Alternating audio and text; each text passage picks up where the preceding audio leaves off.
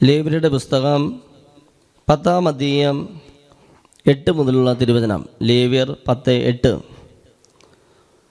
കർത്താവ് അഹറോനോട് പറഞ്ഞു, നീയും പുത്രന്മാരും സമാഗമ കൂടാരത്തിലേക്ക് പോകുമ്പോൾ വീഞ്ഞോ ലഹരി സാധനങ്ങളോ കുടിക്കരുത്. കുടിച്ചാൽ നിങ്ങൾ മരിക്കും. ഇത് നിങ്ങൾക്ക് തലമുറ തോറും ശാശ്വതമായ നിയമമായിരിക്കും. വിശുദ്ധവും അവിശുദ്ധവും ശുദ്ധവും അശുദ്ധവും നിങ്ങൾ വേർതിരിച്ചറിയണം. കർത്താവ് മോശ വഴി കൽപ്പിച്ചിട്ടുള്ളവയെല്ലാം അനുഷ്ഠിക്കാൻ നിങ്ങൾ ഇസ്രായേൽ ജനത്തെ പഠിപ്പിക്കുകയും വേണം. Hallelujah, praise the Lord. യേശുവിൽ ഏറ്റവും സ്നേഹം നിറഞ്ഞവരെ, കർത്താവ് അഹറോനോട് പറഞ്ഞു, നീയും പുത്രന്മാരും സമാഗമ കൂടാരത്തിലേക്ക് പോകുമ്പോൾ വീഞ്ഞോ ലഹരി വസ്തുക്കളോ സാധനങ്ങളോ കുടിക്കരുത്. കുടിച്ചാൽ നിങ്ങൾ മരിക്കും. എൻ്റെ പ്രിയ സഹോദരി സഹോദരങ്ങളെ, വിശുദ്ധ കുർബാന സ്വീകരിക്കാൻ നമുക്ക് ഒരുക്കം ആവശ്യമാണ്. വിശുദ്ധ കുർബാന അത് ആർക്കുള്ളതാണെന്ന് വിശുദ്ധ കുർബാന മധ്യേ തന്നെ വൈദികൻ പറയുന്നുണ്ട്. വിശുദ്ധ കുർബാന വിശുദ്ധ ജനത്തിനുള്ളതാവുന്നു. വിശുദ്ധ കുർബാന അശുദ്ധ ജനത്തിനുള്ളതല്ല, വിശുദ്ധ കുർബാന വിശുദ്ധ ജനത്തിനുള്ളതാണ്. ഇതിനെപ്പറ്റി വിശുദ്ധ പൗലോസ്ലീഹായും അതിശക്തമായ രീതിയിൽ സംസാരിക്കുന്നുണ്ട്. ആരെങ്കിലും അയോഗ്യതയോടെ വിശുദ്ധ കുർബാന സ്വീകരിച്ചാലുണ്ടാകുന്ന വലിയൊരു അപകടത്തെപ്പറ്റി പൗലോസ്ലീഹ പറയുന്നതാണ്. 1 കൊറിന്തോസ് 11-ാം അധ്യായം 27 മുതലുള്ള തിരുവചനം. തന്മൂലം ആരെങ്കിലും അയോഗ്യതയോടെ കർത്താവിൻ്റെ അപ്പം ഭക്ഷിക്കുകയും പാത്രത്തിൽ നിന്ന് പാനം ചെയ്യുകയും ചെയ്താൽ അവൻ കർത്താവിൻ്റെ ശരീരത്തിനും രക്തത്തിനുമെതിരെ തെറ്റ് ചെയ്യുന്നു. അതിനാൽ ഓരോരുത്തരും ആത്മശോധന ചെയ്തതിന് ശേഷം മാത്രമേ ഈ അപ്പം ഭക്ഷിക്കുകയും പാത്രത്തിൽ നിന്ന് പാനം ചെയ്യുകയും ചെയ്യട്ടെ. എന്തുകൊണ്ടെന്നാൽ ശരീരത്തെ വിവേചിച്ചറിയാതെ ഭക്ഷിക്കുകയും പാനം ചെയ്യുകയും ചെയ്യുന്നവൻ തൻ്റെ തന്നെ ശിക്ഷാവധിയാണ് ഭക്ഷിക്കുന്നതും പാനം ചെയ്യുന്നതും. നിങ്ങളിൽ പലരും രോഗികളും ദുർബലരും ആയിരിക്കുന്നതും ചിലരെല്ലാം മരിച്ചുപോയതിനും കാരണം ഇതാണ്. ഹല്ലേലൂയ. ചിലരെല്ലാം മരിച്ചുപോയതിനും കാരണം എന്താണ്? ലേവ്യരുടെ പുസ്തകത്തിൽ കണ്ടത്, നിങ്ങളുടെ പുത്രന്മാർ സമാഗമ കൂടാരത്തിലേക്ക് പോകുമ്പോൾ വീഞ്ഞോ ലഹരി സാധനങ്ങളോ കുടിക്കരുത്. കുടിച്ചാൽ നിങ്ങൾ മരിക്കും. ഇത് നിങ്ങൾക്ക് തലമുറ തോറും ശാശ്വതമായൊരു നിയമമായിരിക്കും. ഇത് നീ മറ്റുള്ളവരെ പഠിപ്പിക്കും വേണം. അതുകൊണ്ട് തന്നെ പ്രിയ സഹോദരി സഹോദരങ്ങളെ, വിശുദ്ധ കുർബാന അത് വിശുദ്ധ ജനത്തിനുള്ളതാണ്. അത് വിശുദ്ധിയോടെ കൈകാര്യം ചെയ്യേണ്ടതാണ്, വിശുദ്ധിയോടെ പങ്കെടുക്കേണ്ടതാണ്, ഭയഭക്തിയാദരങ്ങളോടെ തിരുക്കർമ്മത്തിൽ പങ്കെടുക്കേണ്ടതാണ്. അത് വിശുദ്ധിയോടെ തന്നെ ഉൾക്കൊള്ളേണ്ടതാണ്. Praise the Lord. ഇന്ന് കുറേ മക്കൾ അവരുടെ ജീവിതത്തിലെ ഒത്തിരിയേറെ പ്രശ്നങ്ങളുടെ ഒരു കാരണമായിട്ട് പലപ്പോഴും ഈ സ്പിരിച്വൽ ഷെയറിങ്ങിൻ്റെ സമയത്ത് മനസ്സിലായി വരിക, ഈ വിശുദ്ധ കുർബാന വളരെ നാളുകളായി കള്ളക്കുംസാരം നടത്തിയോ കുംസാരം നടത്താതെയോ ഇതിങ്ങനെ സ്വീകരിച്ചുകൊണ്ടിരിക്കുകയാണ്. എന്താണ് വിശുദ്ധ കുർബാന? വിശുദ്ധ കുർബാന യേശുവിൻ്റെ ജീവിതമാണ്. എന്താണ് അവിടെ നമ്മൾ പ്രത്യേകമായിട്ട് ഓർക്കുന്നത്? യേശുവിൻ്റെ ജീവിതം മൊത്തം നമ്മൾ ഓർക്കുന്നുണ്ട്.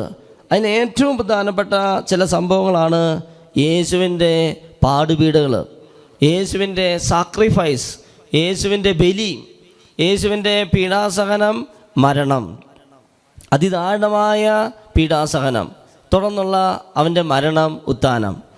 അപ്പോൾ യേശു എന്തിനു വേണ്ടി പീഡ സഹിച്ചു? എന്തിനു വേണ്ടി ഈ ഭൂമിയിലേക്ക് വന്നു? എന്തിനു വേണ്ടി സഹനങ്ങൾ ഏറ്റെടുത്തു? എന്തിനു വേണ്ടി യേശു മരിച്ചു? വചനം നമ്മെ പഠിപ്പിക്കുന്നുണ്ട്, സഭ നമ്മെ പഠിപ്പിക്കുന്നുണ്ട്. അത് നമ്മുടെ നന്മയ്ക്ക് വേണ്ടി, നമ്മുടെ രക്ഷയ്ക്ക് വേണ്ടി, നമ്മുടെ പാപമോചനത്തിന് വേണ്ടി. ഇങ്ങനെ നമ്മുടെ പാപമോചനത്തിന് വേണ്ടി ഇത്രമാത്രം പാടുപീട സഹിച്ച് മരിച്ച കർത്താവിനെ അനുസ്മരിക്കുന്ന ശുശ്രൂഷയാണ് വിശുദ്ധ ബലി അല്ലെങ്കിൽ വിശുദ്ധ കുർബാന. ഈ വിശുദ്ധ ബലിയിൽ നമ്മൾ പങ്കെടുക്കുമ്പോൾ ഒരു തരത്തിലുള്ള ഭക്തിയോ ഒരു തരത്തിലുള്ള വിശുദ്ധിയോ അതിന് വേണ്ടത്ര ഒരുക്കോ അല്ലെങ്കിൽ നമ്മൾ പലപ്പോഴും അത്ഭുതങ്ങളുടെ ജപമാല ആരംഭിച്ച ശേഷം അച്ഛൻ പലപ്പോഴും വിളിച്ചു പറഞ്ഞൊരു സന്ദേശമാണ്, പലരും പല്ല് തേക്കാതെയാണ് വിശുദ്ധ ബലിയിൽ പങ്കെടുക്കുക. പലരും വേണ്ടത്ര രീതിയിൽ കുളിക്കാതെയോ ഒരുക്കില്ലാതെയോ ശാരീരിക ശുദ്ധിയില്ല, മാനസിക അല്ലെങ്കിൽ ആത്മീയ ശുദ്ധി ഒട്ടുമില്ല എന്ന രീതിയിലാണ് നമ്മൾ പലരും ഈ വിശുദ്ധ ബലിയിൽ പങ്കെടുക്കുക. ഇത് കർത്താവ് പലപ്പോഴും സന്ദേശം തന്നിട്ടുള്ളതാണ്. വിശുദ്ധ കുർബാന അത് വിശുദ്ധ ജനത്തിനാണ്. അത് നമ്മൾ ഇപ്പോൾ വീട്ടിലിരുന്നാണ് കുർബാന ടി വിയിൽ കാണുന്നതെങ്കിലും അതിൻ്റെ ഭയഭക്തി ആദരങ്ങളോടെ അതിൽ പങ്കെടുക്കണമെന്ന് ദൈവം ആഗ്രഹിക്കുന്നുണ്ട്. അതല്ലേ ഹെബ്രായർക്ക് എഴുതപ്പെട്ട ലേഖനം 12-ാം അധ്യായം 28-ാം തിരുവചനം, ഹെബ്രായം 12:28. സുസ്ഥിരമായൊരു രാജ്യം ലഭിച്ചതിൽ നമുക്ക് നന്ദിയുള്ളവരായിരിക്കാം. അങ്ങനെ ദൈവത്തിന് സ്വീകാര്യമായ ആരാധന ഭയഭക്തി ആദരങ്ങളോടെ സമർപ്പിക്കാം. കാരണം നമ്മുടെ ദൈവം ദഹിപ്പിക്കുന്ന അഗ്നിയാണ്. കണ്ടോ, ഹല്ലേലൂയ.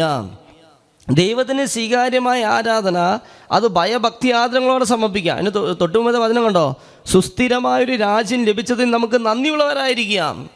കർത്താവ് നമുക്ക് വേണ്ടി പീഡ സഹിച്ച് മരിച്ച് നമുക്ക് പാപമോചനവും രക്ഷയും വാങ്ങിത്തന്നു.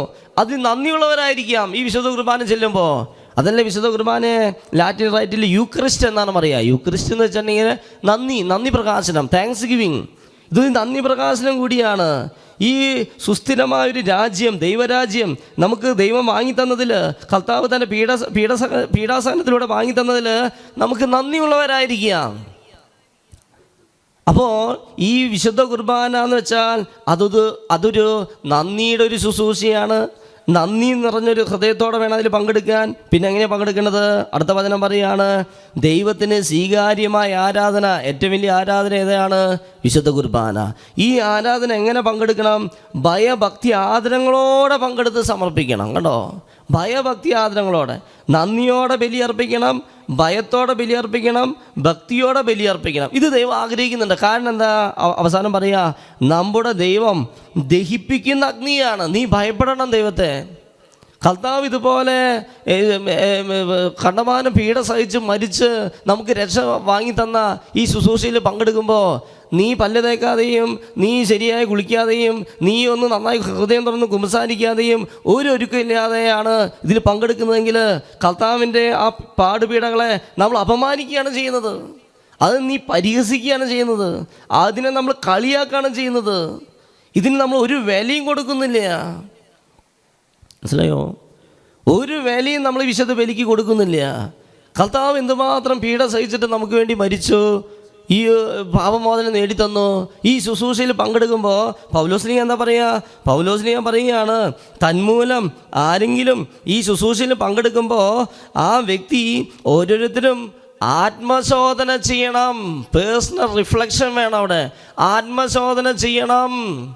ഈ വിശുദ്ധ ബലിയിൽ പങ്കെടുക്കുമ്പോൾ ഒരു ആത്മശോധന നടക്കണം. എന്താണ് ആത്മശോധന? എന്നെയും ദൈവത്തെയും അകറ്റുന്ന ഏതെങ്കിലും തടസ്സങ്ങൾ ഞാനും ദൈവവും തമ്മിൽ വന്നിട്ടുണ്ടോ? എന്നെയും ദൈവത്തെയും അകറ്റുന്ന രീതിയിൽ, അല്ലെങ്കിൽ ദൈവത്തിൻ്റെ കൃപ എനിക്ക് സ്വീകരിക്കാൻ പറ്റാത്ത രീതിയിൽ ഞാനും ദൈവവും തമ്മിൽ അതിൻ്റെ ഇടയിൽ എന്തെങ്കിലും ബ്ലോക്ക് വന്നിട്ടുണ്ടോ? പാപം വന്നിട്ടുണ്ടോ?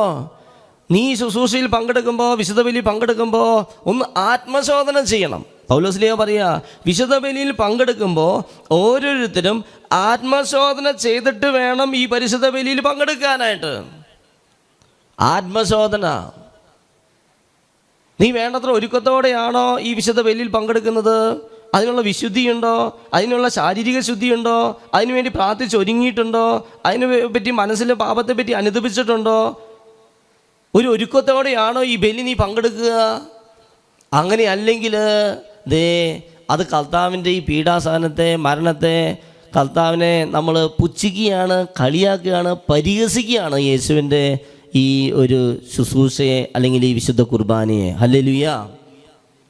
ഞാൻ ഓർക്കാണ് ഒന്ന് രണ്ട് സംഭവങ്ങൾ. ഒരിക്കൽ ഒരു മകള് ആളുടെ അമ്മയോടുകൂടെ എൻ്റെ അടുത്ത് വരികയാണ്. 27 വയസ്സായിട്ടും വിവാഹം കഴിയാത്ത ഒരു മകള്, നല്ല ഭംഗിയുള്ള, നല്ല സ്ലിം ബ്യൂട്ടിയായൊരു മോള്, നല്ല പഠിപ്പുണ്ട്, നല്ല അറിവുണ്ട്, ജോലി ഉണ്ടായിരുന്നു. അപ്പൻ പറഞ്ഞു, നീ ഇനി ജോലിക്ക് പോകണ്ട, നിൻ്റെ കല്യാണം കഴിഞ്ഞിട്ട് ജോലിക്ക് പോയാൽ മതി. അപ്പന് നിരാശയെ. വലിയൊരു ബിസിനസ്സുകാരനാണ്. ഏകദേശം 1 കോടി രൂപയാണ് ഇവൾക്ക് സ്ത്രീധനമായിട്ട് കൊടുക്കാനൊക്കെ മാറ്റി വെച്ചിരിക്കുന്നതാണ് പറയുക. എന്ന് തന്നെയാണെങ്കിൽ ഈ കുട്ടിയുടെ വിവാഹം നടക്കുന്നില്ല. അവർക്ക് ഇഷ്ടപ്പെടുന്നത് ഇവർക്ക് ഇഷ്ടപ്പെടുന്നില്ല, ഇവർക്ക് ഇഷ്ടപ്പെടുന്നത് അവർക്ക് ഇഷ്ടപ്പെടില്ല, അങ്ങനെ ഒന്നും നടക്കുന്നില്ല. കുറേ ധ്യാനങ്ങൾ ഇവരെ പോയി കൂടിയിട്ടുണ്ട്, പ്രത്യേകിച്ച് അമ്മയും മോളും. പക്ഷേ ഒരു കാര്യമായിട്ട് നടക്കുന്നില്ല.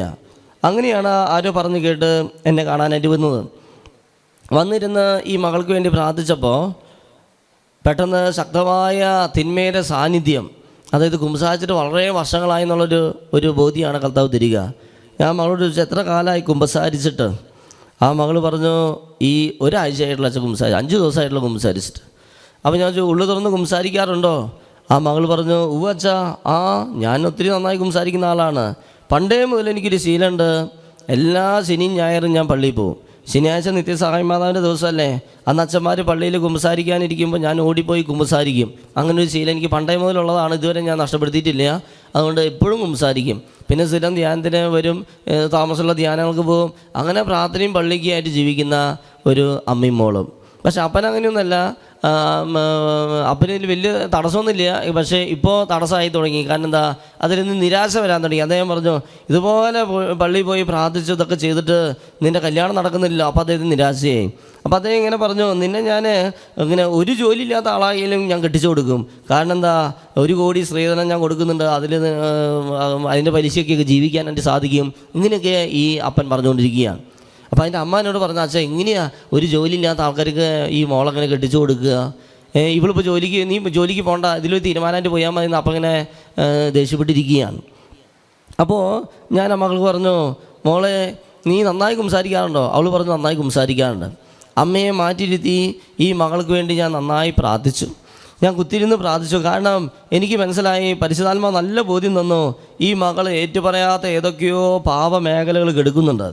അതുകൊണ്ടാണ് ഇത്രയും തിന്മയുടെ സാന്നിധ്യം ഈ മകൾക്ക് വേണ്ടി പ്രാർത്ഥിക്കുമ്പോൾ കാണിക്കുക. ഈ മകൾക്ക് വേണ്ടി പ്രാർത്ഥിച്ചപ്പോൾ കർത്താവ് കാണിച്ചു തന്നത് ഈ തിരുവോസ്തിയാണ്. ഇങ്ങനെ അച്ഛൻ ആദ്യമായിട്ട് അന്നാണ് ഇങ്ങനൊരു തിരുവോസ്തി കാണുന്നത്.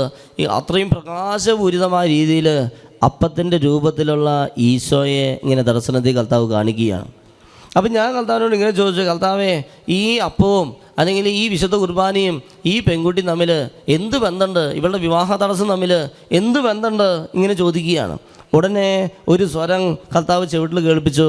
ആ സ്വരം ഇങ്ങനെയാണ്, ഈ മകള് ഒത്തിരി നാളുകളായി വിശുദ്ധ കുർബാന അയോഗ്യതയോടെ സ്വീകരിച്ചുകൊണ്ടിരിക്കുന്നു.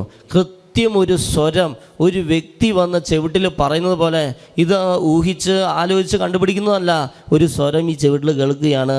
ഈ മകള് നാളുകളായി വർഷങ്ങളായി വിശുദ്ധ കുർബാന അയോഗ്യതയോടെ സ്വീകരിച്ചുകൊണ്ടിരിക്കുകയാണ്. ഞാൻ കണ്ണു തുറന്നു, ആ മകൾ അവിടെ ഇരിക്കുന്നുണ്ട്. എൻ്റെ മേശപ്പുറത്ത് ബൈബിൾ ഇരിക്കുന്നുണ്ട്.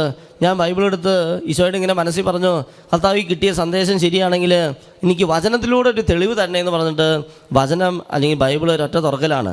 ആ തുറന്നപ്പോൾ കിട്ടിയ വചനമാണ് ഇപ്പം തന്നെ നമ്മൾ വായിച്ചത്. 1 കൊറിന്തോസ് 11:27.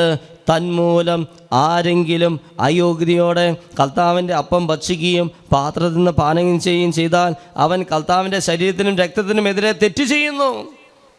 അതിനാൽ ഓരോരുത്തരും ആത്മശോധന ചെയ്തതിന് ശേഷം മാത്രമേ ഈ അപ്പം ഭക്ഷിക്കാം. ഇത് നമ്മൾ വീട്ടിലുള്ള പോലത്തെ അപ്പമല്ല. നമ്മൾ വീട്ടിലുണ്ടാകുന്ന പോലത്തെ കള്ളപ്പോ അല്ലെങ്കിൽ വട്ടയപ്പോ ഉണ്ണിയപ്പോ പോലെ അപ്പം അല്ലത്. ഇതെന്താണ്? ഇത് ജീവനുള്ള അപ്പമാണ്. ഈ അപ്പം ഭക്ഷിക്കുമ്പോൾ എന്താ ചെയ്യേണ്ടത്? പൗലോസ്ലീഹ പറയുക, ഈ അപ്പം ഭക്ഷിക്കുമ്പോൾ ആത്മശോധന ചെയ്തതിന് ശേഷമേ ഈ അപ്പം ഭക്ഷിക്കാൻ പാടുള്ളൂ. ഇത് ഭക്ഷിക്കാനുള്ള യോഗ്യത എനിക്കുണ്ടോ? ഞാനും ദൈവവുമായിട്ടുള്ള ബന്ധത്തിൽ എന്തെങ്കിലും തടസ്സം വന്നിട്ടുണ്ടോ?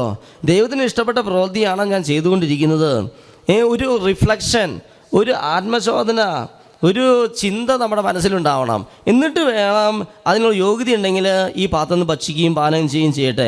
എന്തുകൊണ്ടെന്നാൽ ശരീരത്തെ വിവേചിച്ചറിയാതെ ഭക്ഷിക്കുകയും പാനം ചെയ്യുകയും ചെയ്യുന്നവൻ തൻ്റെ തന്നെ ശിക്ഷാവധിയാണ് ഭക്ഷിക്കുന്നതും പാനം ചെയ്യുന്നതും. എന്നിട്ട് പറയുക, നിങ്ങളിൽ ചിലർ രോഗികളും ദുർബലരും ആയതും ചിലരൊക്കെ മരിച്ചുപോയതിൻ്റെയും ചിലരുടെയൊക്കെ വിവാഹം നടക്കാത്തത്, വിൽപ്പന തടസ്സം, യാത്രാ തടസ്സം, പഠന തടസ്സം, കോടതി കേസ്, പ്രശ്നങ്ങൾ, പ്രതിസന്ധികൾ, കുഞ്ഞുങ്ങളില്ലാത്ത അവസ്ഥകൾ, ഇതിനൊക്കെ ഒരു പ്രധാനപ്പെട്ട കാരണം ഈ വിശുദ്ധ കുർബാന അയോഗ്യതയോടെ സ്വീകരിച്ചതാണ്.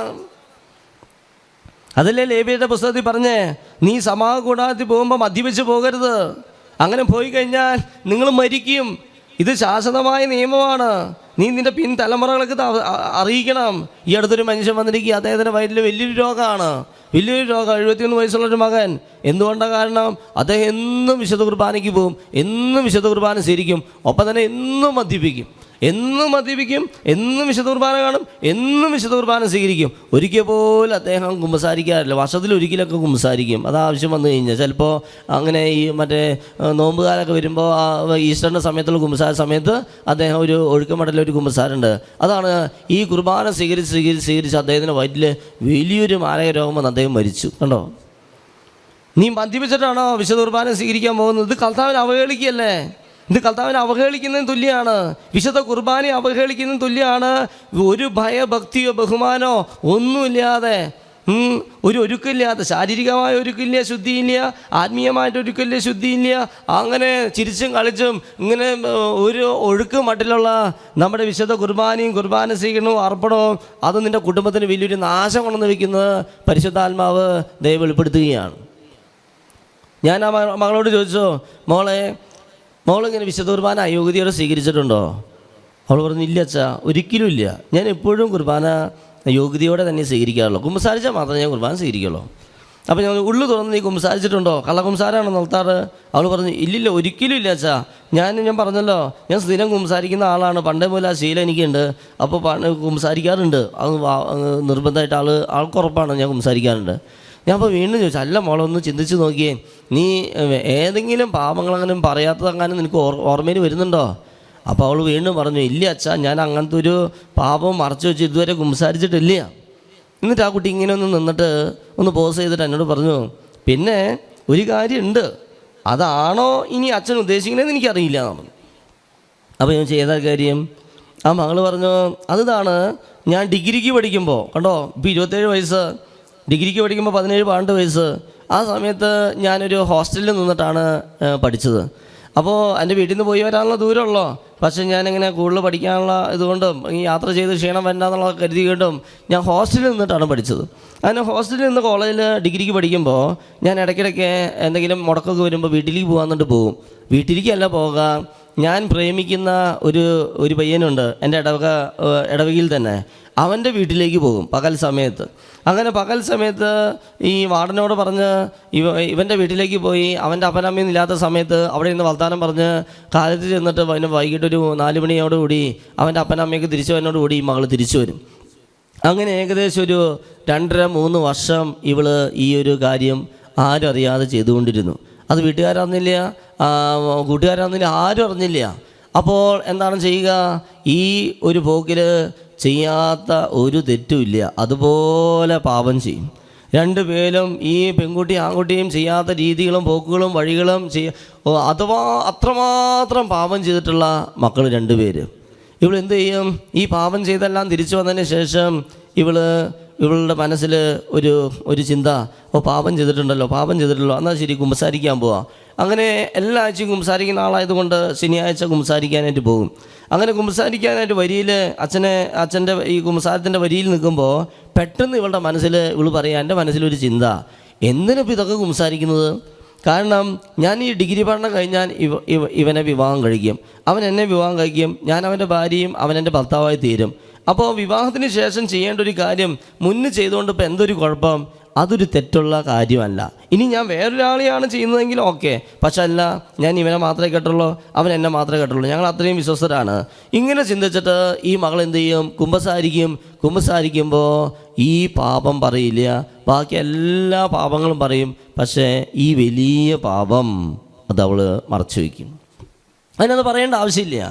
ഇങ്ങനെ വർഷങ്ങൾ കഴിഞ്ഞു, ഡിഗ്രി കഴിഞ്ഞോടുകൂടി മറ്റെല്ലാ പ്രേമക്കേസുകളുള്ളതുപോലെ എത്രയോ പ്രേമക്കേസുകൾ അച്ഛൻ ഈ 3-4 വർഷത്തിനുള്ളിൽ തന്നെ കണ്ടിരിക്കുന്നു. എല്ലാം തകർന്ന് തരിപ്പണായി തല്ലുകൂടി പോകുന്നത് പോലെ ഇവരും ഈ ഡിഗ്രി കഴിഞ്ഞോടുകൂടി ഈ പയ്യനായിട്ട് ഇവർ തമ്മിൽ തല്ലായി. ഈ പ്രേമം തല്ലിൽ അവസാനിച്ചു. അവൻ്റെ വഴിക്ക്, ഇവളുടെ വഴിക്ക്. ഈ സംഭവിച്ചതൊക്കെ സംഭവിച്ചു. നഷ്ടം മുഴുവനും ഇവളുടെ ഭാഗത്ത്. കണ്ടോ? പിന്നീട് ആ മകനായിട്ട് ഈ മകളായിട്ട് ഒരു ബന്ധം ഉണ്ടായിട്ടില്ല. വയസ്സിപ്പോൾ 27, 18, 19, 20 നടന്ന സംഭവങ്ങൾ ഇതുവരെ പിന്നീട് ആ മകള് കുമ്പസാരത്തിൽ ഏറ്റുപറഞ്ഞിട്ടില്ല. എത്രയോ താമസമുള്ള ധ്യാനങ്ങൾ പോയി, എത്രയോ വെള്ളിയാഴ്ചകളിൽ വന്നിട്ട് ധ്യാനമന്ദിരത്തിൽ വന്ന്, അല്ലെങ്കിൽ ചൊവ്വാഴ്ചകളിൽ വന്ന് ധ്യാനമന്ദിരത്തിൽ വന്ന് ധ്യാനത്തിൽ പങ്കെടുക്കുന്നു. അവിടെ കുമ്പസാരമുണ്ട്. പിന്നെ എല്ലാ ശനിയാഴ്ചയുള്ള കുമ്പസാരം ഇടവപ്പള്ളിയിലുണ്ട്. എല്ലാ കുമ്പസാരത്തിലും പോകും. ഒരിക്കലും ഈ പാപം ഏറ്റുപറയാറില്ല. കണ്ടോ വചനം പറയുന്നത് നോക്കിയേ. എന്തുകൊണ്ടെന്നാൽ ശരീരത്തെ വിവേചിച്ചറിയാതെ ഭക്ഷിക്കുകയും പാനം ചെയ്യുകയും ചെയ്യുന്നവൻ തൻ്റെ തന്നെ ശിക്ഷാവധിയാണ് ഭക്ഷിക്കുന്നതും പാനം ചെയ്യുന്നത്. നിങ്ങൾ ചിലരൊക്കെ രോഗികളും ദുർബലരൊക്കെ ആയതും, ചിലരുടെയൊക്കെ വിവാഹം നടക്കാത്തതിൻ്റെയൊക്കെ കാരണം, സാമ്പത്തിക ബുദ്ധിമുട്ടിൻ്റെ കാരണം, അങ്ങനെ പലതരത്തിലുള്ള കുടുംബത്തിലെ ബുദ്ധിമുട്ടുകളുടെ കാരണം ഈ വിശുദ്ധ കുർബാന അയോഗ്യതയോടെ സ്വീകരിക്കുക, ഒരു ഭയഭക്തി ഇല്ലാതെ സ്വീകരിക്കുക, ഒരു ഒരുക്കമില്ലാതെ സ്വീകരിക്കുക, ഒരു ആത്മശോധന ഇല്ലാതെ സ്വീകരിക്കുക. കണ്ടോ എത്ര എത്ര ഉദാഹരണങ്ങളുണ്ടെന്നറിയോ? പിന്നീട് ഈ മകള് ഹൃദയം തുറന്ന് അനുദപിച്ച്, അതുമാത്രമല്ല പിന്നീട് കർത്താവിൻ്റെ ഒത്തിരി വെളിപ്പെടുത്തലുണ്ടായി. അതെല്ലാം ഒതൊന്നും കുമ്പസാരത്തിൽ പറഞ്ഞിട്ടില്ല. മദ്യപിച്ചത് കുമ്പസാരത്തിൽ പറഞ്ഞിട്ടില്ല, ലോഡ്ജിൽ പോയത് കുമ്പസാരത്തിൽ പറഞ്ഞിട്ടില്ല, ഒന്നും പറഞ്ഞിട്ട് ഇതെല്ലാം പരിശുദ്ധാത്മാവ് വെളിപ്പെടുത്തി തന്ന് പിന്നീട് ഹൃദയം തുറന്നൊരു കുമ്പസാരം പിറ്റേ ദിവസം ഈ മകള് എഴുതിക്കൊണ്ട് നടത്തുകയാണ്. 2-3 മാസം കഴിയില്ല ഈ മകളുടെ വിവാഹം ഏറ്റവും സുന്ദരമായി നടക്കുകയാണ്. കണ്ടോ ഹല്ലേലൂയാ. ഇങ്ങനെ എത്ര അനുഭവം ഉണ്ടെന്നറിയോ? ഞാൻ ഓർക്കുകയാണ്, ഒരു ദേവാലയ ശുശ്രൂഷ നടത്തുന്ന ഒരു മകൻ, ആ മകൻ അച്ഛൻ്റെ അടുത്തേക്ക് വരികയാണ്. 70 വയസ്സിന് മേലെ പ്രായമെന്ന് തോന്നുന്നു ഏകദേശം.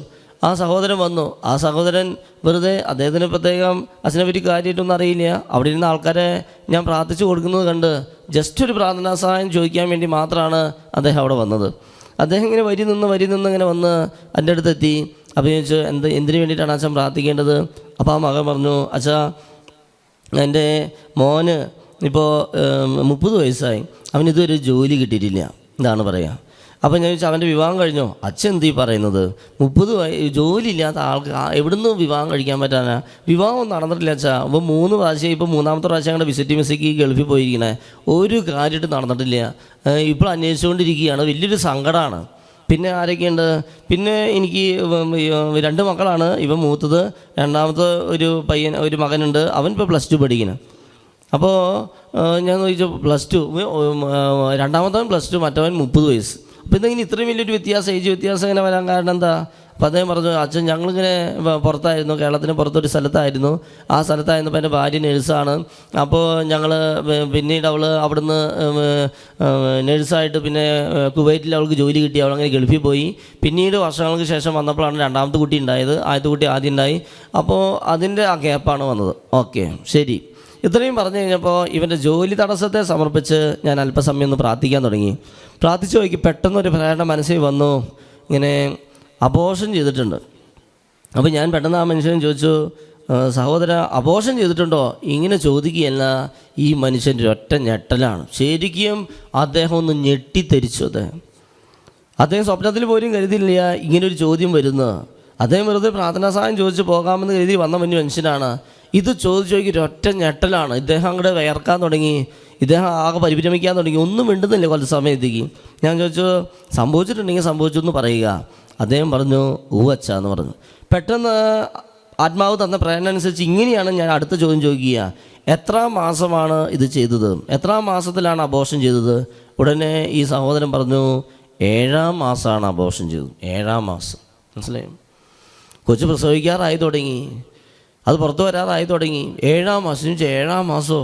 അപ്പോൾ ആ മകൻ പറഞ്ഞു, അച്ഛാ ഞാൻ പറഞ്ഞല്ലോ ഞങ്ങൾ കേരളത്തിന് പുറത്തൊരു സ്ഥലത്തായിരുന്നു. അവിടെ ആയിരുന്നപ്പോൾ എനിക്കും ജോലി കാര്യമായിട്ടില്ല, ചെറിയ ജോലികളൊക്കെ ചെയ്ത് നടക്കുകയാണ്. ഭാര്യയ്ക്കും ജോലി ഇല്ലാതെ അവൾ ഗൾഫിൽ പോകാൻ നോക്കിക്കൊണ്ടിരിക്കുകയാണ് നേഴ്സായിട്ട്. അപ്പോൾ സമയത്താണ് ഇവൾ 2ാമത് പ്രഗ്നൻ്റായി. അങ്ങനെ ആദ്യത്തെ ഒരു കുട്ടി 2ാമത് പ്രഗ്നൻ്റായി. ആ കുട്ടിയാണ് ഈ 7ാം മാസമായി നിൽക്കുന്ന സമയത്ത് ഗൾഫിൽ നിന്ന് വിസ വന്നു, എല്ലാം സെറ്റായി. ഗൾഫിലേക്ക് പോകാണ്ട ജോലി അവർ വിളിച്ചു, എല്ലാം ടിക്കറ്റ് എല്ലാം റെഡിയായി. അപ്പോൾ കുഞ്ഞിന് വേണ്ടി നിൽക്കുകയാണെങ്കിൽ ആ ജോലി കളയേണ്ടി വരും. ആ ജോലിക്ക് വേണ്ടി പോവുകയാണെങ്കിൽ കുഞ്ഞിനെ കളയേണ്ട ഒരു അവസ്ഥ വരികയാണ്. ജോലി എടുക്കുകയാണെങ്കിൽ കുഞ്ഞിന് കളയണം, ഇനി കുഞ്ഞ് വേണമെന്ന് വെച്ചാൽ ജോലി കളയണം. ഇങ്ങനൊരു പ്രത്യേക അവസ്ഥ. അപ്പോൾ ആര് തിരഞ്ഞെടുക്കണം എന്നൊരു തീരുമാനം എടുക്കുമ്പോൾ ഇവരിങ്ങനെ തീരുമാനിച്ചതോ കുഞ്ഞിനെ കളയാം, കാരണം കുഞ്ഞിനെയൊക്കെ നമുക്ക് പിന്നീടൊക്കെ ഉണ്ടാക്കാവുന്നതാണ്. ഇതൊക്കെ നമ്മുടെ കൈവച്ചിരിക്കുന്ന കാര്യങ്ങളാണ്.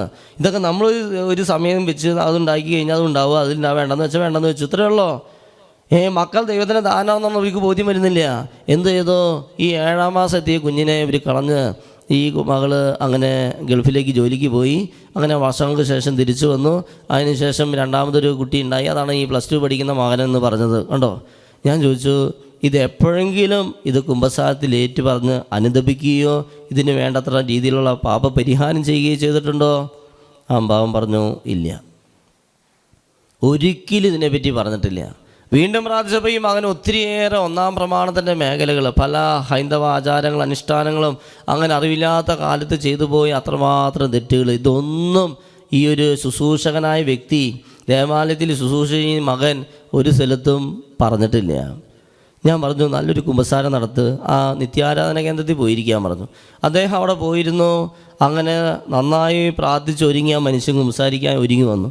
അദ്ദേഹം കരഞ്ഞ് ഈ കുമ്പസാരക്കൂടുമ്പോൾ തൂങ്ങിക്കിടുന്ന ആ കുമ്പസാരക്കൂട് ഇങ്ങനെ കുലുക്കിയാണ് അദ്ദേഹം ഇങ്ങനെ കുമ്പസാരിച്ചത്. ഇങ്ങനെ വാവിട്ട് കരയുന്നത് ഞാൻ ശ്രദ്ധിച്ചു. എനിക്ക് മനസ്സിലായി ഇദ്ദേഹം നന്നായി അനുദപിച്ചിട്ടുണ്ട്. അങ്ങനെ വാവിട്ട് കരഞ്ഞ് സംഭവിച്ചതെല്ലാം വിവരിച്ച് പറഞ്ഞ് എല്ലാം കുമ്പസാരമൊക്കെ കഴിഞ്ഞപ്പോൾ അദ്ദേഹം അച്ഛൻ്റെ നമ്പറൊന്നും തരുന്നതുകൊണ്ട് നമ്പർ ഇങ്ങനെ ആവേശത്തിൽ എഴുതിയെടുത്ത് അദ്ദേഹം പോയി.